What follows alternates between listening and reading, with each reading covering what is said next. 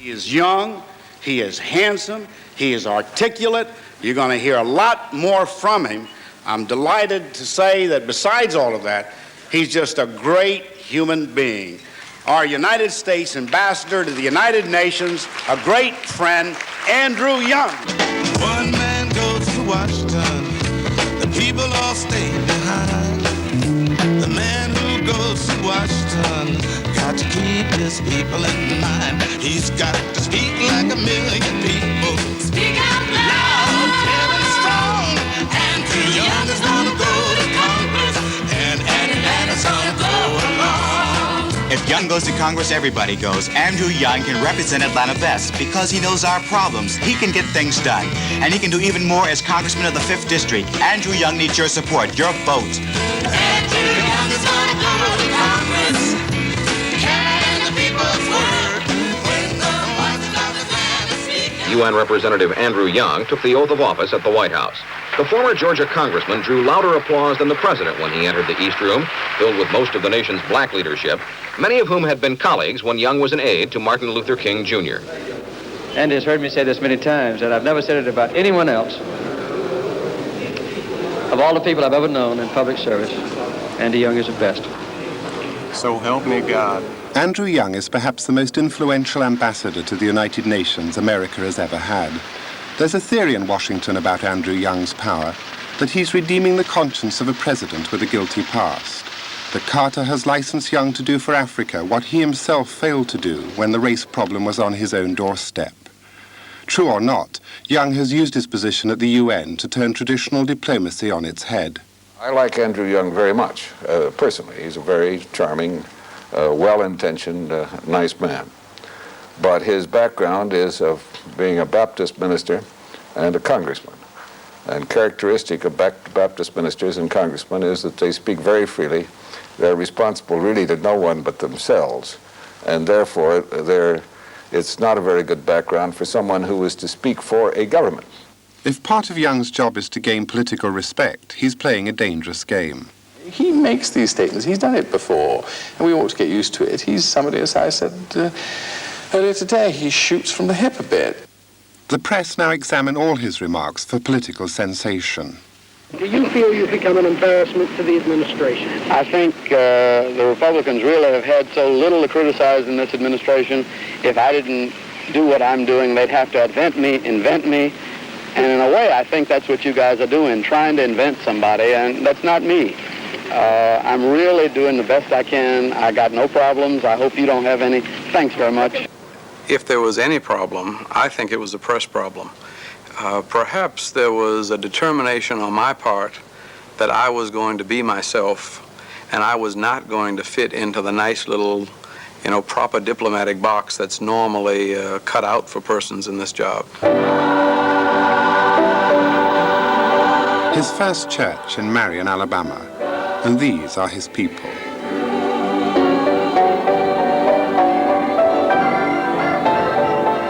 This is where he married a local storekeeper's daughter. This is where his roots lie.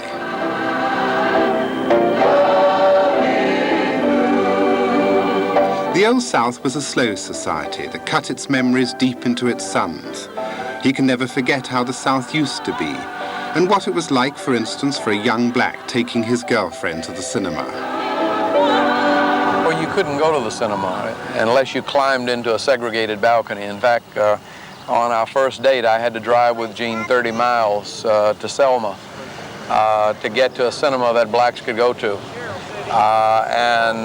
or to a swimming pool. It was not hostile. It was relatively peaceful because the blacks stayed in their place. And I had almost no contact with whites 25 years ago here. But when blacks finally began to ask for the right to vote, then the relationships were quite hostile. And the beatings and the killings in this region were as great as anywhere in the world. It was in Marion and the towns and cities around that the great civil rights battles of the 1950s and 60s took place. The only time that I got frightened And it was in Canton, Mississippi, when we were maybe 1,000 students, very much like Soweto, in a schoolyard. And we had no guns. We weren't throwing bricks and bottles. We were down on our knees praying. And several hundred policemen surrounded us with tear gas and nausea gas. And they shot it all over the place. And I was trying to direct the children to keep them from getting hurt and didn't think of my own situation, and the gas got me. And I started chucking and choking, and I panicked. I thought I was going to die. And for about maybe 10 minutes, I wished for a machine gun, you know. But then my daddy raised me to be smart. He used to say all the time, don't get mad, get smart. I'm on my way, and I won't turn back. Andy Young was Martin Luther King's chief lieutenant, organizing marches, sit-ins and voting rights campaigns. His most important role, however, was out of the public eye, leading the complex behind-the-scenes negotiations with government and business leaders that made Dr. King's more visible campaigning successful. It's hard to remember now the hate and the very real danger that he and King faced only a dozen years ago.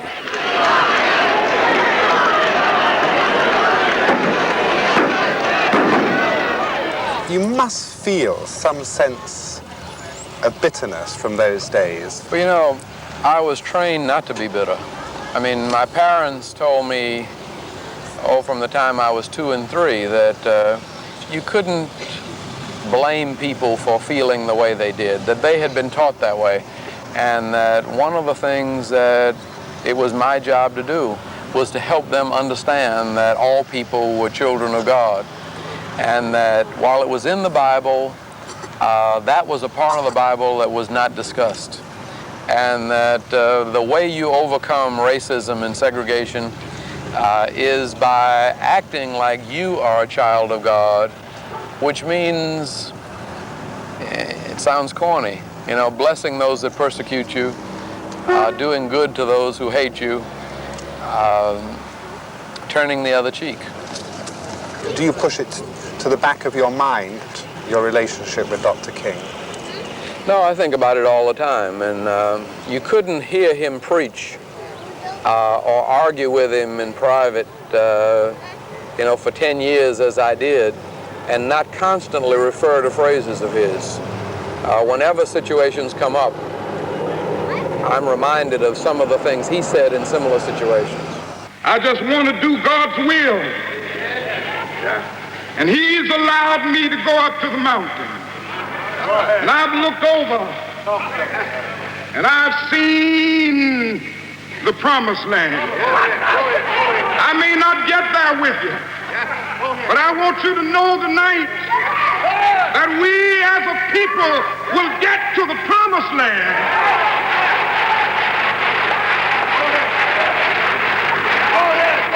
So I'm happy tonight. I'm not worried about anything. I'm not fearing any man. Mine eyes have seen the glory of the coming of the Lord.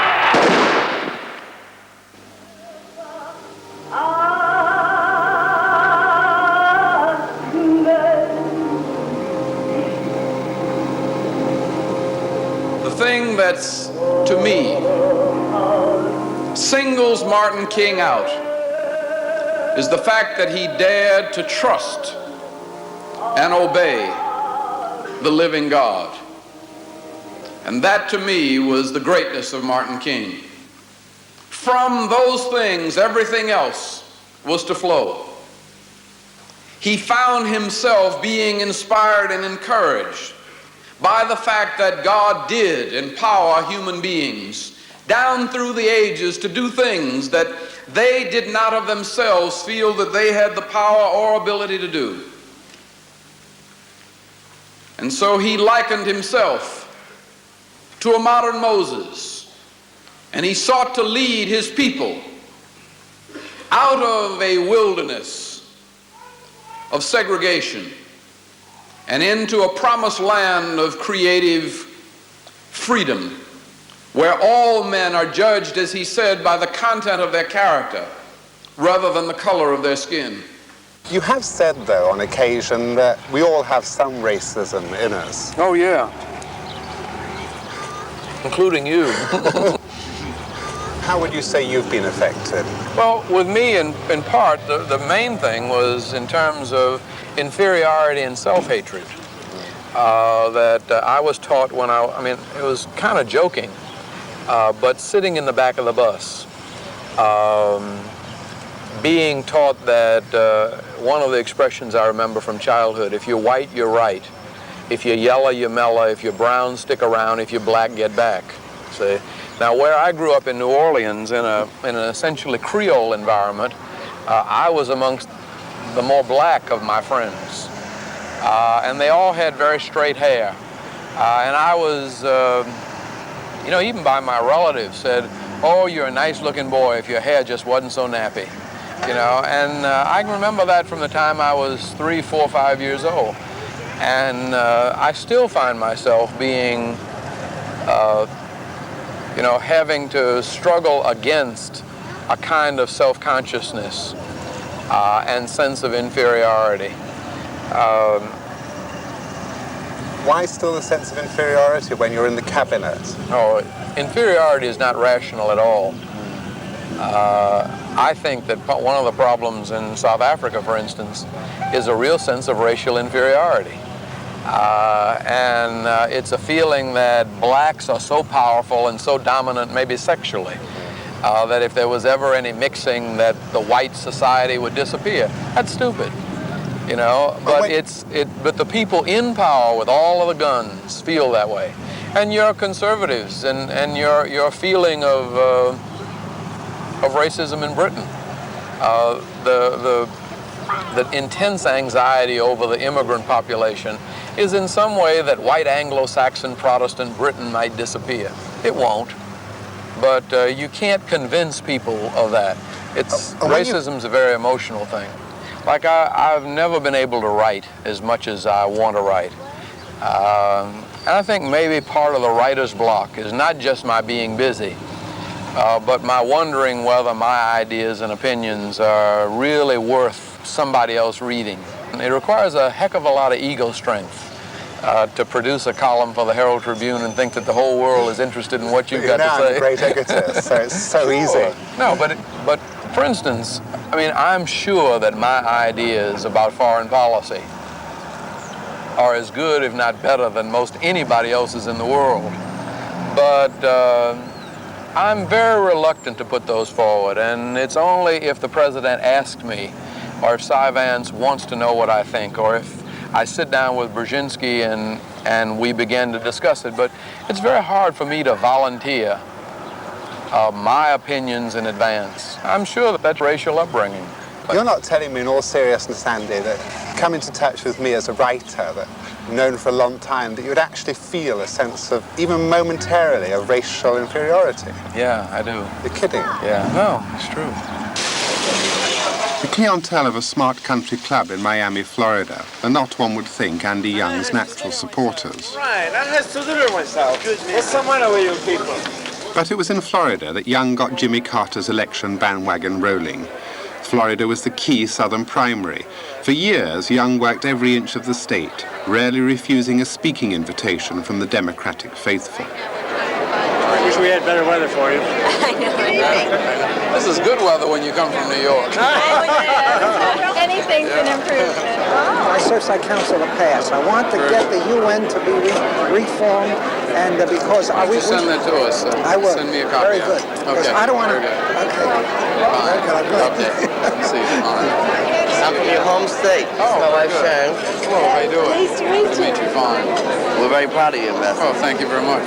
Of course, you know my home state's Louisiana. Oh, well, I went to school. I went to Emory. I didn't know that. I went to Emory, but I live in Hollywood, Florida. As a matter of fact, we just left a reception with the ambassador from Iran. Oh.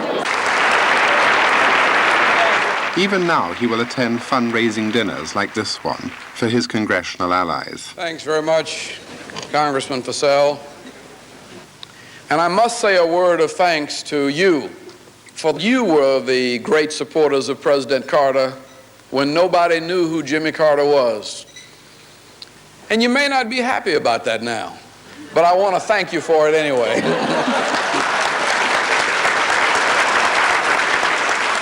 Andy Young is one of the most sought-after politicians in America, and he uses this to win allies for unpopular government policies.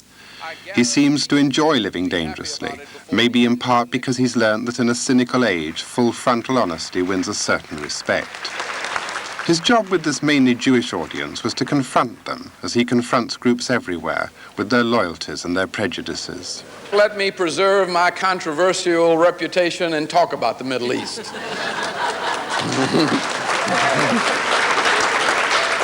And I don't ask you to agree with me, I just ask you to listen to me and think about it.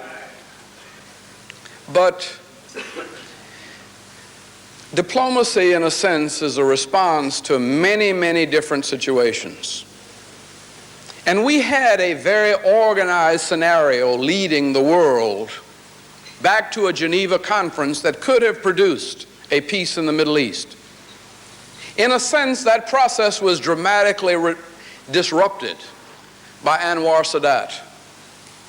And yet, I would contend that that disruption made all-out war with Israel impossible.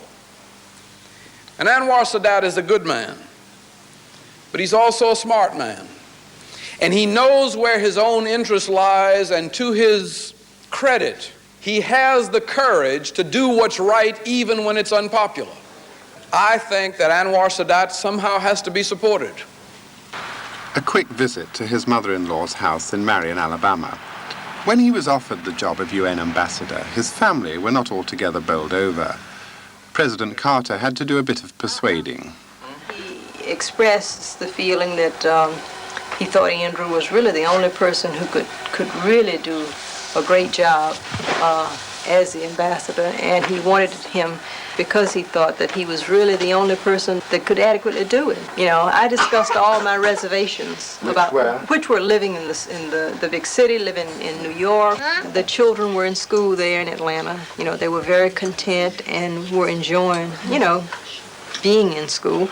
Had many friends. So there were many personal considerations apart from, you know, how it would affect him politically or in the future.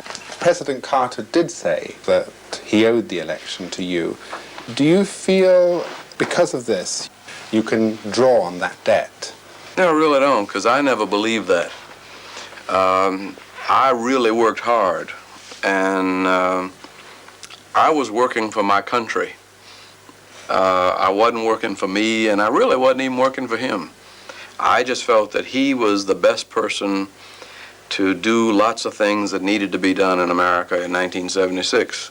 And so I don't really feel that he owes me anything, and never did.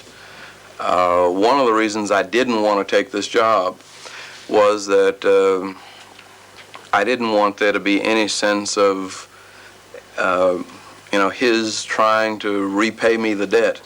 I decided that this job wasn't any favor. And it was the things about him that said he would not pay me back that impressed me the most. That if I thought that I was selling my influence for any political price, I mean, he would have been just another politician, and I wouldn't have been particularly interested. Young was not interested in a cabinet appointment until the UN job was suggested, and even then only when the president made it clear to him that this would give him a base for dealing with Africa, half of which incidentally speaks French. Oui, Janine. Je ne sais pas où elle est. Très bien, je ne sais pas où elle est. Je ne sais pas où elle est. Oui. Où sont les livres? Où sont les livres? Il est ici. Les livres. Les livres. Le Ils sont livre ici. est ici, les livres sont ici. Très bien. Où est votre sœur? Où est votre sœur? I got the whole audience.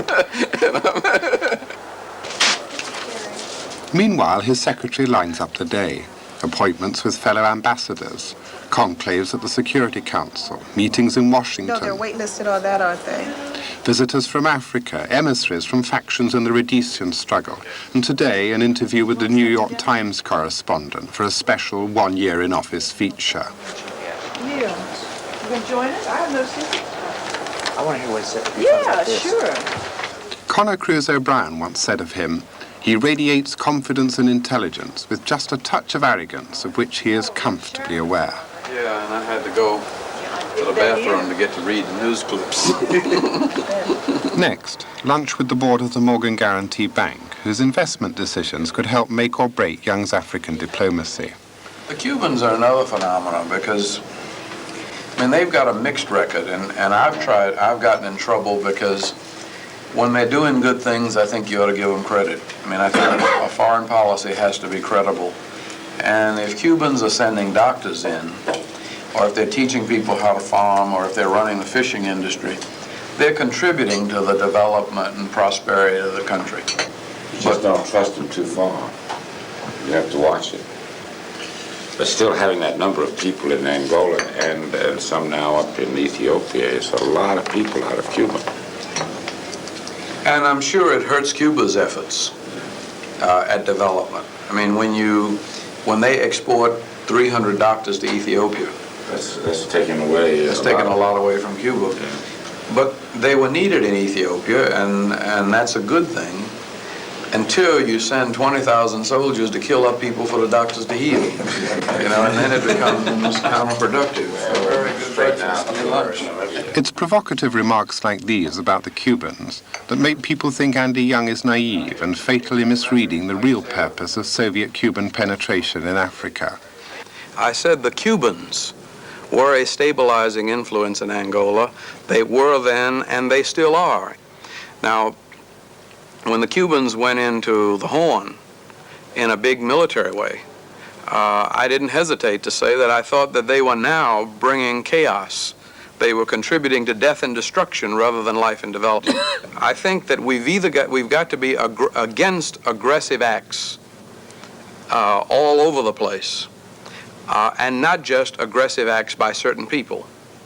And perhaps it is naive, but either you're going to go around killing people all the time when you disagree with them, or you're going to establish some basis of trust and accommodation, which we have managed to do in Europe, and we have managed to do it in our economic relations. And we have managed to make some progress with strategic arms limitation talks. My feeling is that if you're going to limit your military responses, which I think the American people have decided to do, you've got to be more aggressive with your diplomatic approaches, which we have done and done very well in the Middle East, and which we have done, I think, and done very well in Southern Africa.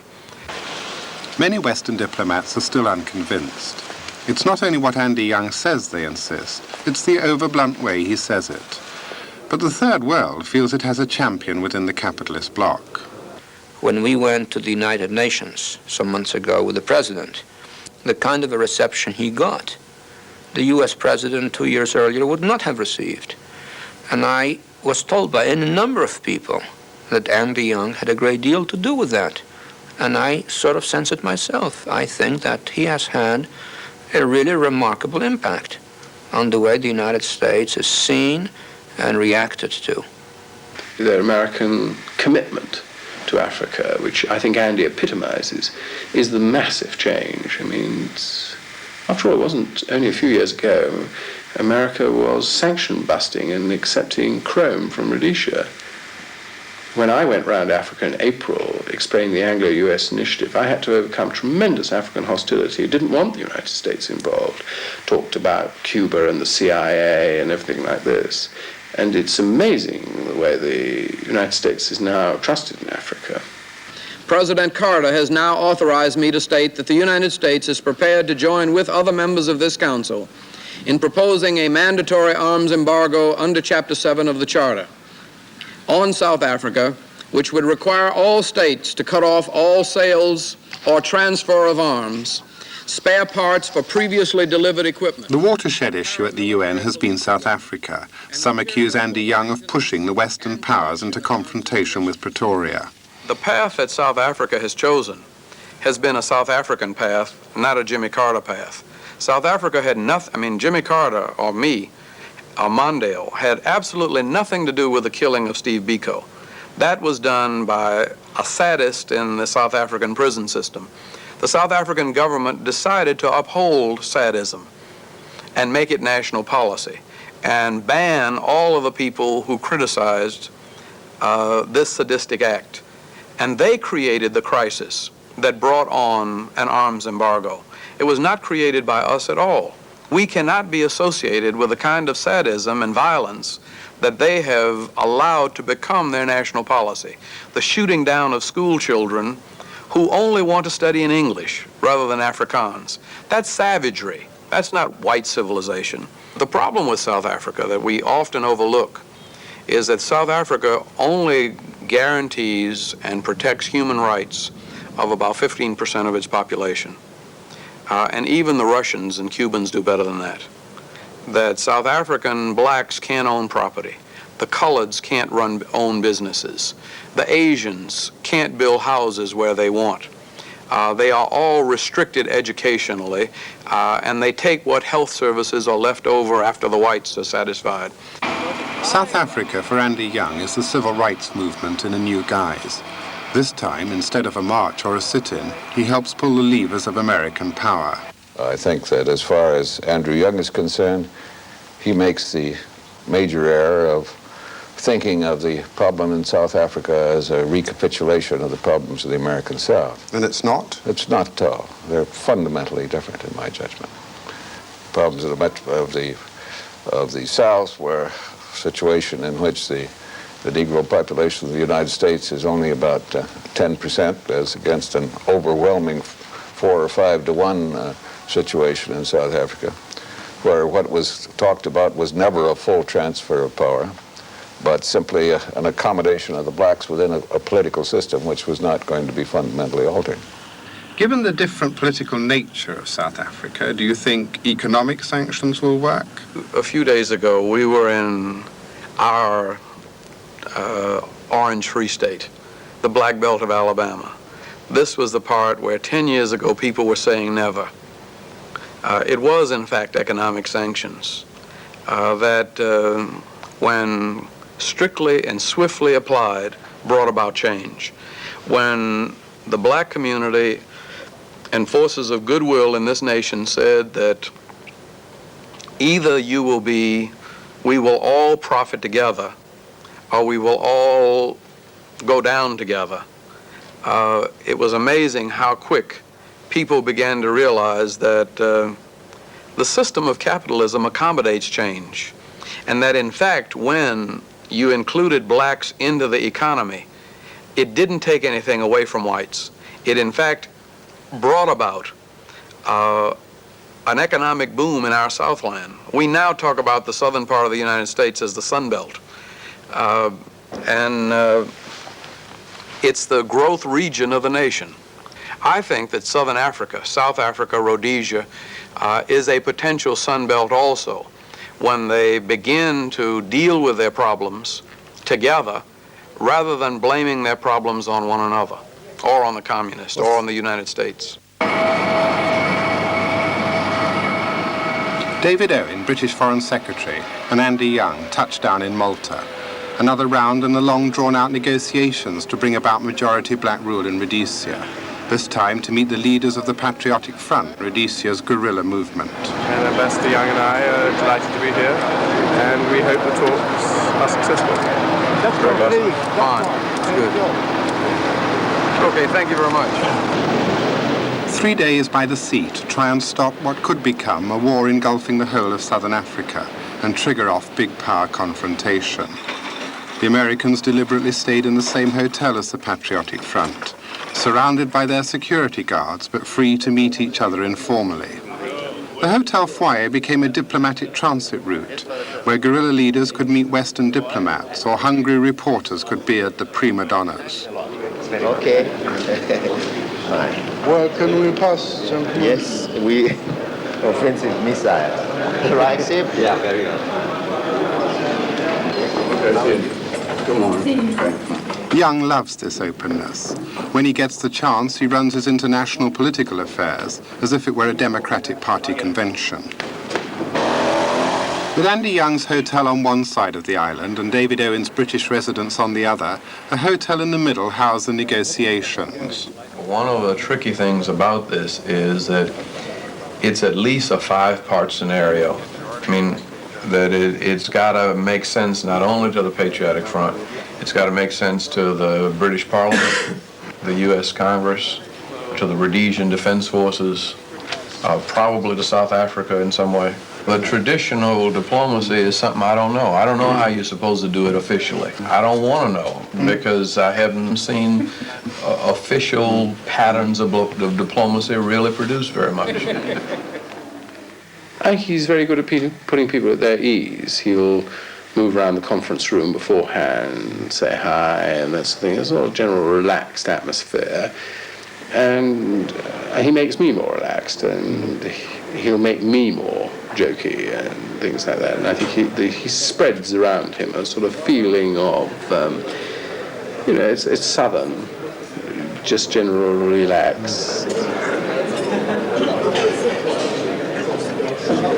I was amazed at these talks here in Malta that the level of leadership, and at one point I began to look through the biographical sketches of some of the liberation movement leaders, and I'm not absolutely sure, but it seemed to me that the educational level in British and American university degrees was greater on the African side of the table than on the Anglo-American side of the table.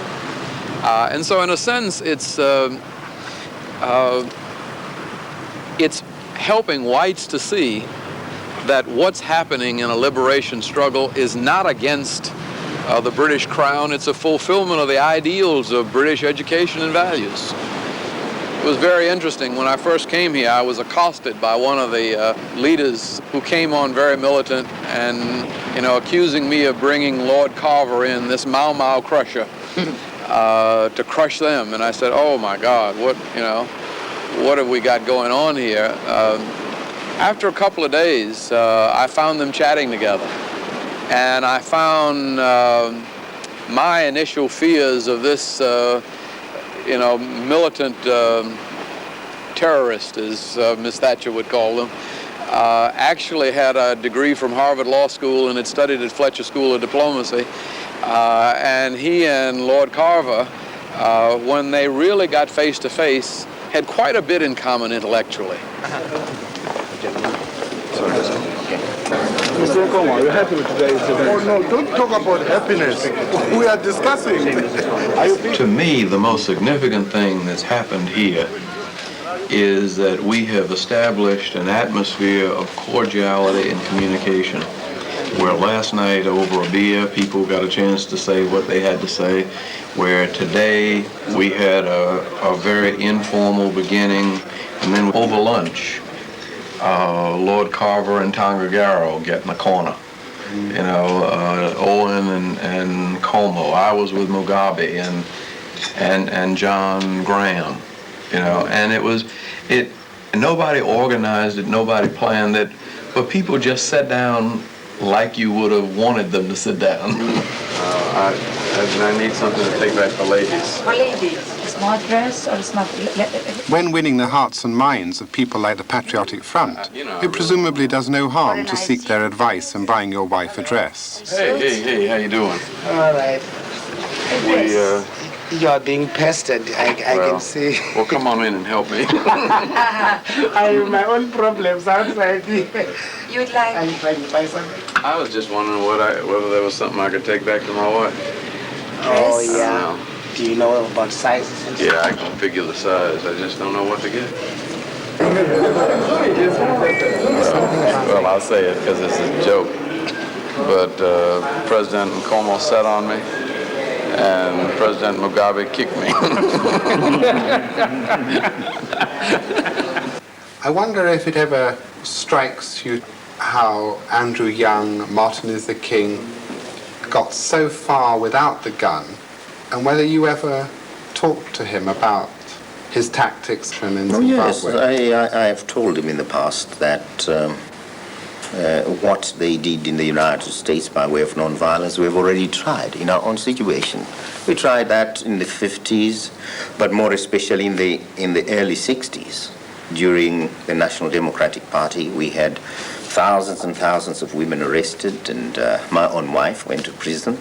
We came to the conclusion, after a period of nearly 15 to 20 years of trying the methods of nonviolence, that the only way open to us was the armed struggle.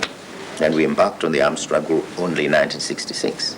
The experiences, I think, though, of nonviolence are in many ways being practiced by the Patriotic Front, frankly. In what kind of a way? Well, I asked one of their commanders, Tongagaro, what they actually do in Rhodesia, and he said, well, they're not doing much fighting except when they are fired upon, or when the Rhodesian Defense Forces find them and try to run them out. But basically what they're doing is moving around to the villages and conducting political seminars and singing songs, which is exactly what we did. And he also said something very interesting, that he grew up on a farm right next to Ian Smith, and that his mother would never forgive him if he did any harm to Ian Smith's parents, because his mother was very fond of Ian Smith's parents, and Ian Smith's parents took him to the doctor when he was a little boy.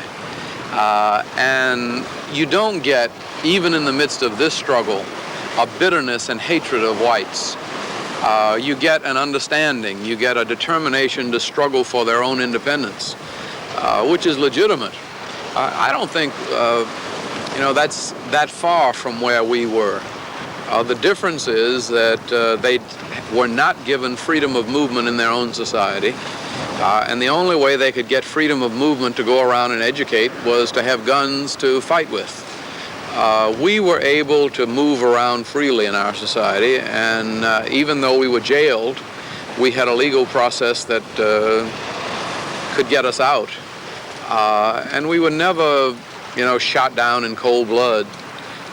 The kinds of lynchings and torturing that's going on, we never experienced to the same extent. So in a real sense, it was a lot easier for us to maintain our commitment to nonviolence. Okay. 6 o'clock in the morning. He jogs or plays tennis most days, often inviting other diplomats to join him. He once gave me his assessment of a Western president. I don't trust him, he told me. He cheated me at tennis. If he cheats for small things, he'll cheat for big. You all blocking traffic.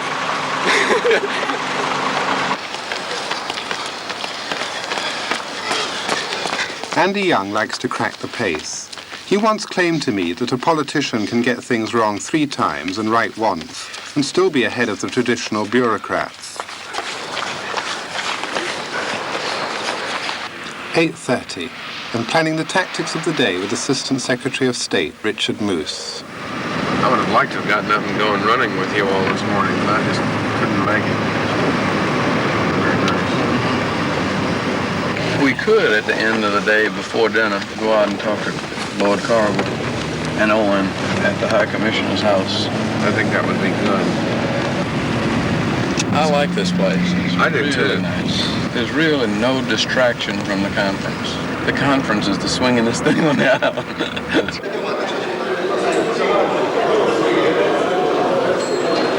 The enigma of the conference was Robert Mugabe. Does Mr. Mugabe strike you as a violent man? Not at all. He's a very gentle man. In fact, one of the ironies of it is the whole struggle is that I can't imagine Joshua Nkomo or Robert Mugabe ever pulling the trigger on a gun to kill anyone. I doubt that they ever have. Isn't it dangerous that they have a guerrilla army, but they're remote from the killing themselves? After all, Marx and Lenin never killed anybody. I know, it is quite dangerous. And I think if they ever did kill themselves, I think they'd be disgusted with killing. I mean, the only thing that frustrates me about Robert Mugabe is that he's so damned uncorruptible. He's inflexible. It's very difficult for him to make those practical political compromises that, frankly, I would like to see in the interest of a settlement. I think he wants all of his freedom, and he wants it all right now. And it really won't come that way, either through military means or political means. And the problem is he was educated by the Jesuits, and he's got that, you get the combination of a Jesuit and Marxist kind of ideology merging in one person, and you got a hell of a guy to deal with. I think the way to look at this is our position is usually exactly the same, but we express it in very different ways. I'm much more, I'm tougher and more determined about detail. I have to be in a way, because I'm usually putting a position which I actually will have to take the responsibility in terms of Rhodesia anyhow. But Andy's immensely sensitive. I always think to understand Andy, you have to watch his fingers, those long fingers. I mean, he's wonderful at putting things, difficult things. He's got this ability to empathize. It's a very great gift, really. And I can say things that will ruffle people up, and they're all getting slightly sort of hackles raised, and he will say effectively the same thing. On the other hand, he doesn't say some of the tough things that have to be said sometime. He's got a lot of guts. I mean, one of the things that I think I have traditionally faulted Great Britain for was walking away from its problems. Walked away from the Middle East and left it for us. About to walk away from South Africa, maybe, and yet it'd be a tragedy to walk away from Rhodesia. And I think nobody can really see that through to an independent majority rule society but the British government. And I think his willingness to do that is probably going to be responsible for the peace and order and development of all of Southern Africa.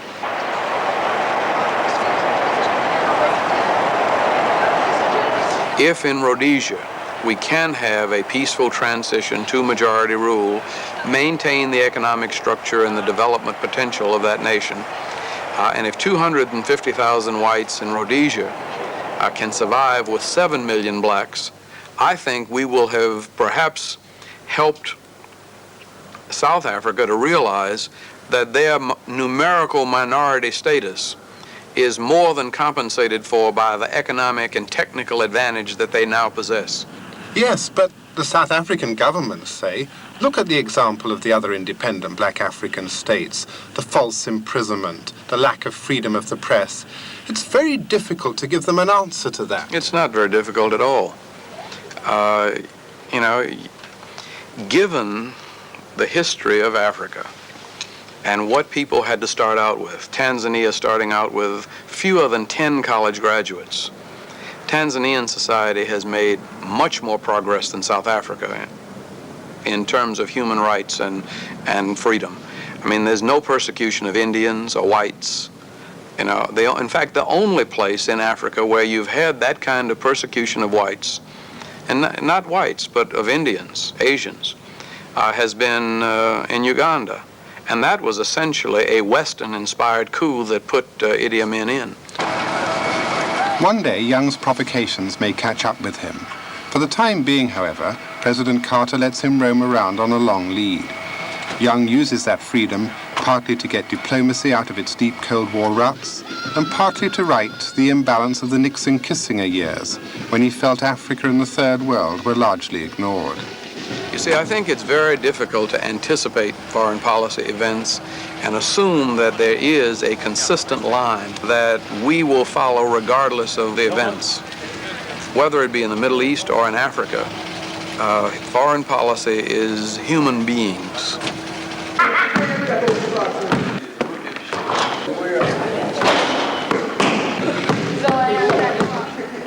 Andrew Young's great strength is his ability to penetrate men's innermost fears and insecurities, to find the points of contact and push them together. No one in America more effectively harmonizes racial antagonism. No one more personifies that hoped-for day when all men are born free and stay free. His fault is perhaps his apparent self-confidence. How self-critically does he examine his own weaknesses, his lack of attention to detail, his ignorance of much of the history of East-West relations. It's on these things that he's stumbled. But have they caused him any second thoughts about the job he's taken on? Not at all. I haven't had 10 seconds of regret. Well, I've had 10, but not. I don't really feel it was the wrong decision. Why? Why have you never regretted? Because everything's just gone as you thought? I mean, I've really enjoyed it, and I think that we've been able to do much more than I thought we could do. Where do you think Andy will go? He's not going to be ambassador to the UN forever. I hope he'll go into domestic politics, dealing with urban problems and such like. I hear some people say that he would be Secretary of State. Maybe. I haven't seen that range of activity, that degree of detail that really in a modern American Secretary of State needs. The load that Cy Vance takes in terms of detail, one moment dealing with nuclear policy and strategic arms limitation talks, the next dealing with Africa, the next in the Middle East. A modern foreign secretary takes a terrific range. I don't know whether Andy's got that range. I would be surprised if that's the right place for his talents.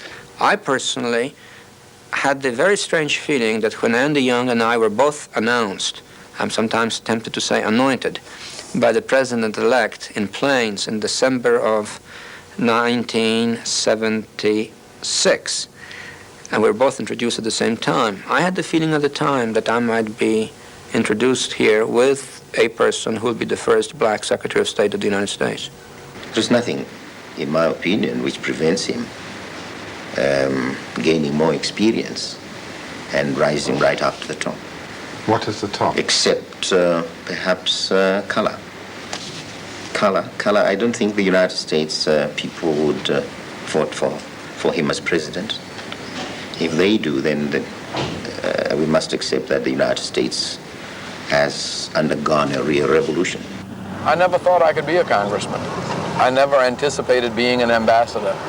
I don't have any more goals or desires or ambitions. I'd love to come back to a little town like this, maybe, and settle down. And I do think I have something deep inside me that I want to say. And one of these days I do want to write. But that's probably right now the most stirring ambition within me. And when people talk about you being a Secretary of State or even a president, does it touch those emotions of ambition? Does it flatter them a little? Not at all, because, I mean, they're really not there. And, I mean, it's like a big joke. And it's somebody else's idea, not mine.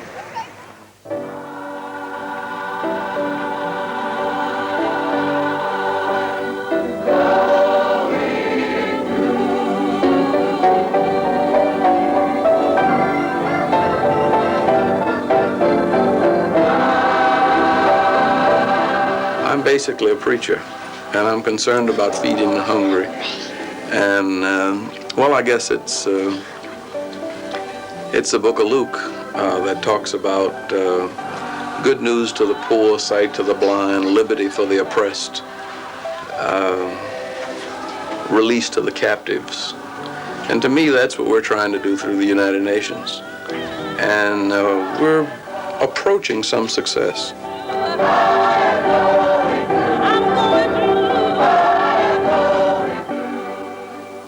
And when a new world is built, when a new man emerges, that new man will not emerge from behind the barrel of a gun. That new man will not emerge from the death and destruction of mankind's folly. That new man will emerge from the faith and life of a Martin Luther King. God bless you.